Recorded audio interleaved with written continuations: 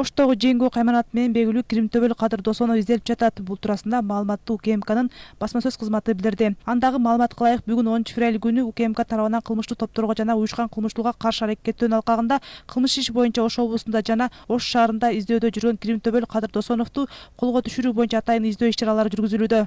Тинтүүгө алынган үйлөрдүн биринде Кадыр Досоновдун жеке гигиеналык буюмдары, мобилдик телефону табылган. Мындан сырткары тыюу салынган заттар, анын ичинде баңгизат дагы табылды. Учурда Досоновдун жүргөн жерин аныктоо жана колго түшүрүү боюнча Ички иштер министрлиги менен биргеликте перехват планы жарыяланды. Белгилей кетсек, кылмыш чөйрөсүндө жеңгөө деген кайманат менен белгилүү Кадыр Досоновго алгачкы жолу 2011-жылы уюшкан кылмыштуу топторго каршы кызуу күрөш жүрүп жаткан кезде издөө жарыяланган.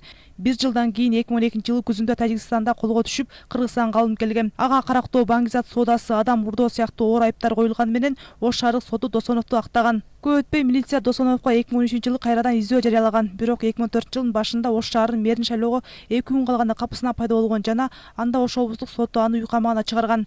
Досоновго 3-чү жолу 2015-жылы издөө жарыяланган жана көп өтпөй эле колго түшкөн. Ага милициянын полковниги Толкунбек Шоноевди өлтүрүүгө буйрук берген деген айып коюлган. Бирок 2017-жылы жогорку сот Досоновду актаган.